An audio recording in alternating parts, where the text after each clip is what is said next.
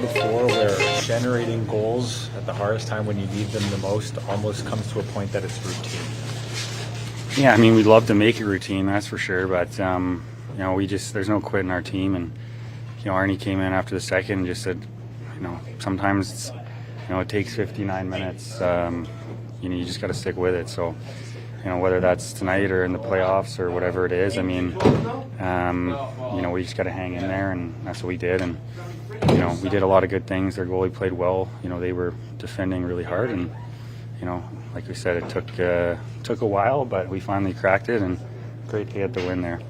Josh, there was over 2 minutes. I think you'd been out at that point in time. What was the energy level feel like when you stepped into that shot? Yeah, I mean, just hoped it didn't miss the net and I'd have to go back and get it again. But no, it was good. I mean, at the end of the game, want to be out there, and I guess that's why you skate lines and do all that stuff to be in shape for those moments. Right. Josh, after the disappointment of not being able to play last Thursday, what does it feel like to be able to be part of your great friend and teammate's record-setting goal? Yeah, I mean, I've been thinking about that goal probably more than him. I envision it just, giving him a backdoor tap in and whatnot, and obviously for him to get that OT winner and get the record, I mean, what an accomplishment. What he means to the city, this organization, from basically day one that the Jets came back. I mean, the first pick and, everything he's done in this community for the fan base. I mean, you saw the fans embrace him, and, it's special. So, he's one of my best friends, and, just so happy for him. He works so hard, and that's a lot of goals, so it's pretty impressive. Did Scott say that after the second period he said about it takes 59 minutes? Yeah, he said it after the second. He didn't say 59 exactly, but he just said you never know how long it's going to take. So, obviously, team did that the other night in St. Louis as well. So, just try and be resilient, and it's nice to get the 6-on-5 producing. When obviously there was a lot of shot attempts there, and they were blocking a lot of shots. Is it hard not to be selective in certain periods because they were getting in lanes? Yeah, I mean, obviously they were committed to blocking shots, and there's always the element where you can do a little better job of finding a lane or getting in front of the net. But teams that are going to be committed to that in the playoffs, right? You're going to see that. So I thought we generated enough good looks, in my opinion, to produce more than just one at in the 60-minute game. Had a couple of posts, so sometimes that's how it's going to look. And when a team's kind of stuck in their own half of the ice like that a lot of the game, I think you see those block shot numbers kind of climb up there. Josh, there's a point in that last minute where there's a delayed offside. They've got the puck. They've got all kinds of time.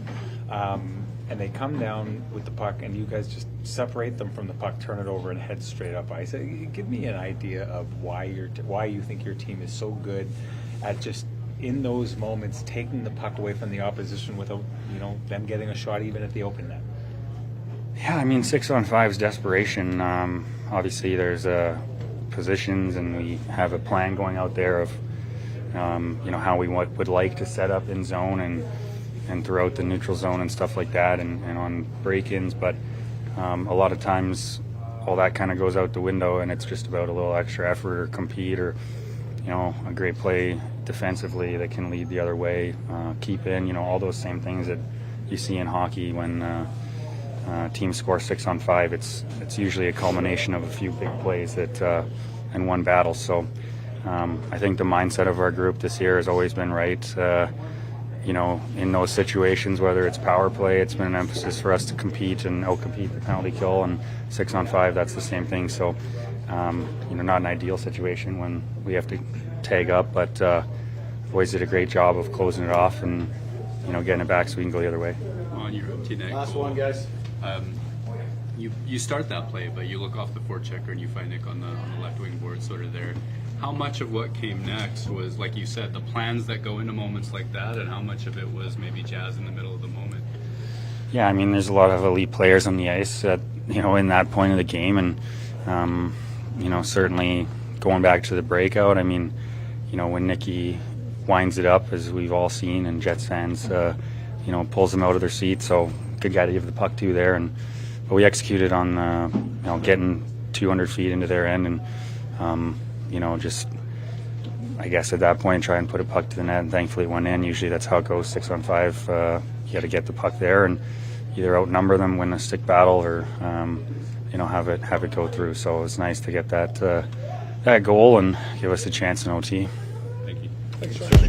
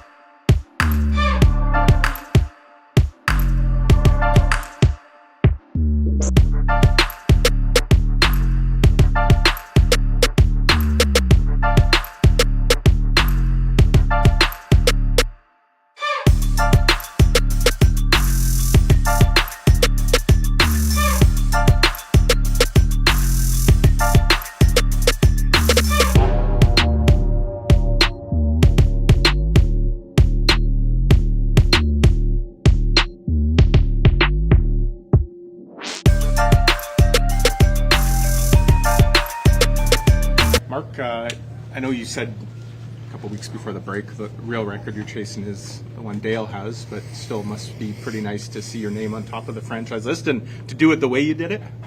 Yeah, that was fun. That building was rocking. The goalie stood on his head, all night and made us go 59 minutes and 30 seconds to finally get past him. But obviously that was a big win. Yeah, and to see Josh step into that shot 2 straight games now that's gone right down to the final minute, I guess what does it say about your group that you can kind of snatch victory from the jaws of defeat like that? Yeah, we're pretty good 6-on-5, I feel like, but a lot of really good players. Obviously a fantastic shot by JMO.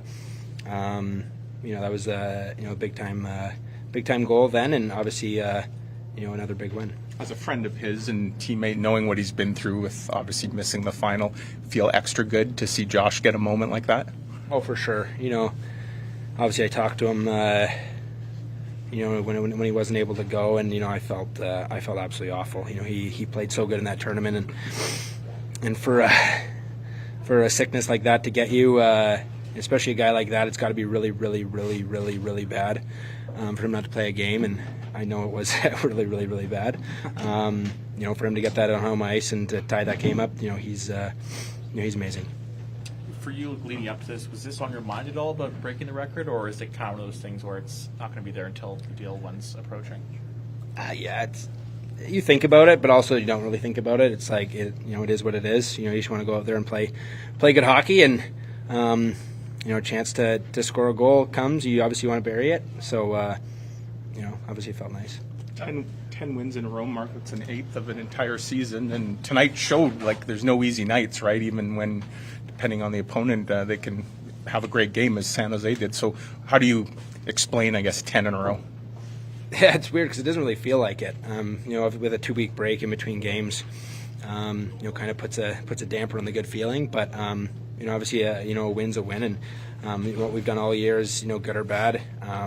We celebrate tonight, and come tomorrow we're looking on to the next game. So just want to keep going. So 2 straight games like that, Mark. I think you scored to tie one up late against Chicago early in the year. You guys had that pulled the goalie with 3 seconds left on the clock.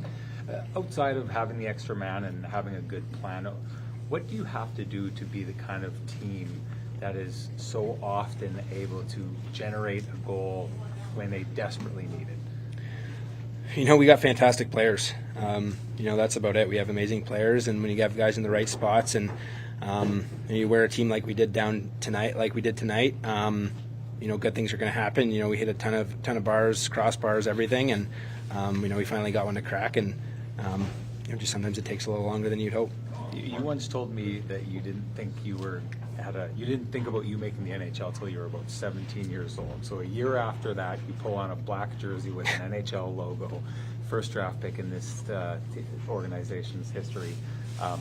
When it got to Winnipeg, what would Mark Scheifele of that day said if you would have told him he'd be standing here after breaking the franchise record in goals? He wouldn't believe it, that's for sure. A kid from Kitchener, playing with the Kitchener Dutchman way back when I was 16. Never would have believed you. But all you got to do is trust in God's plan, and that's what I've done. And obviously, I'm very, very grateful for my family. The Winnipeg Jets organization. They were the ones that trusted in me, and I just want to keep on playing well for them. Mark, just wondering if you had a chance to glance at your phone and which names might have jumped out off that screen there, well-wishers.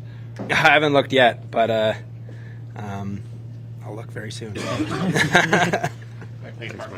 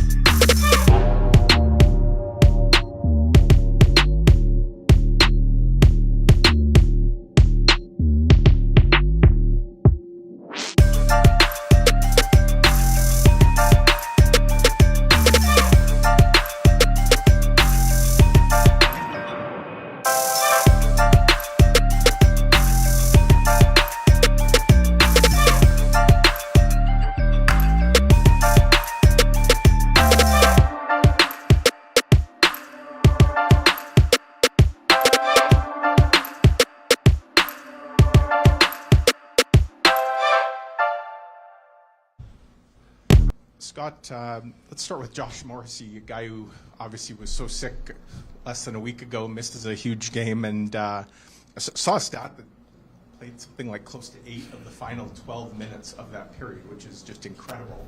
Yeah. When he scored, it had been over 2 minutes straight that he's on the ice. What does that say about his character, his endurance, and really everything about the player? He's a tough guy to pull off the ice. He wants to be in those situations. We spent a lot of time just in their end, so it wasn't like you had to race up and down the ice. And don't always ever want to get yourself caught in that. But at the end of the day, that's one thing about Josh. His recovery is amazing, and he said this morning he felt like he was 100%, and so don't always want to go quite that high with the minutes, but certainly paid off.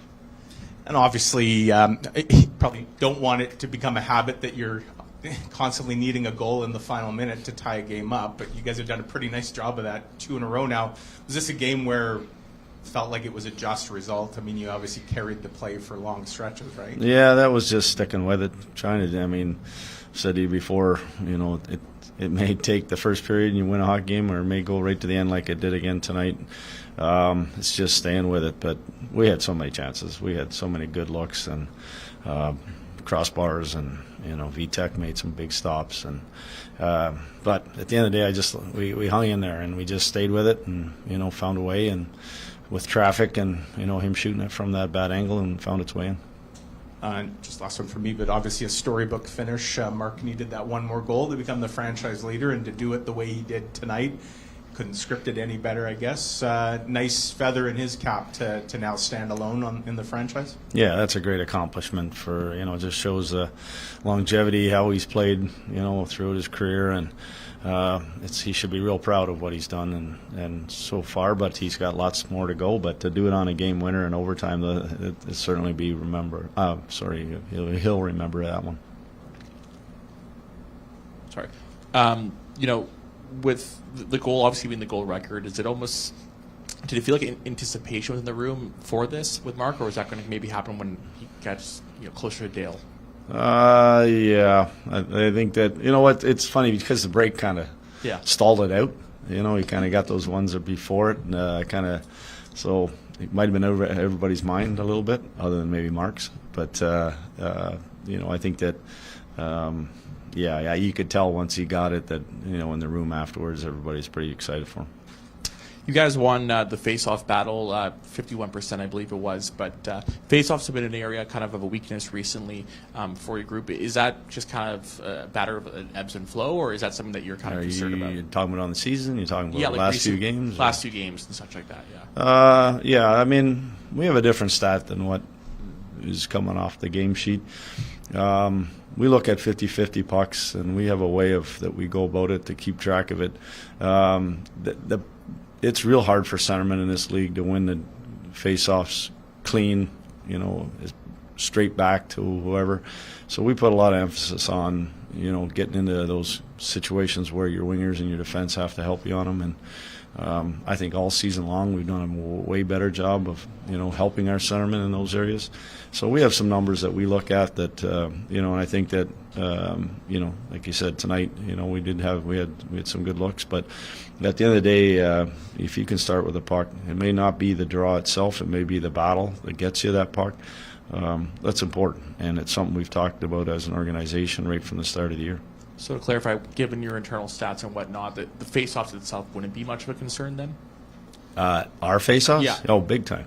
Big time. Starting with the puck is big. And then if you look at power play, starting with the puck. If you look at penalty kill, winning that draw and getting it down the ice. You're playing against puck possession teams. You don't want them to have the puck, obviously. And we have a lot of things that we sort of emphasize at the start of the year in face-offs, but not just all the pressure being on our centerman to be the guy that ends up every night 50% plus. It's who ends up with the puck, and that's how we look at it. Where there's a lot of 50-50s that are sitting behind our centerman, sitting behind their centerman. Who gets that puck? And that's an area that we've tried to really push our team on to make sure that we are the ones getting it. It may not register on the NHL sheet that way, but we have a way that we're tracking it. And one last one. Obviously, at sometimes the crowd's yelling "shoot" and whatnot to the fans, but when you're in a game like that where the other team is blocking so many shots, is it almost hard not to be selective in certain situations when you have the puck for that long? Yeah, there's a situation. I thought early in the game we were trying to make one more pass. We were trying to be a little bit cute on it, but then we did start to shoot the puck, and they were getting in lanes. But at the end of the day, you have to let these guys use their skill set. If you go out and just tell them shoot, they're going to get frustrated because they keep hitting bodies. And I think that our guys are experienced enough, they're skilled enough that they're going to find lanes. They're going to know when it's time to hit it. If you're going through extended periods of time where you're not shooting pucks, you're probably going to get after the group I'm talking about games. You're probably going to get after the group to be a little bit more selfish and shoot those pucks at times. But I think our group has done a good job of kind of the mix. We know when to make that seam play, maybe to make that one more pass. But I like Josh's goal. It was a situation, came down and knew that there was traffic, had a lane and got it there. And I thought we did a better job in the third period of getting it by that first block and got it down lower and created the chaos. Thanks. Thank you.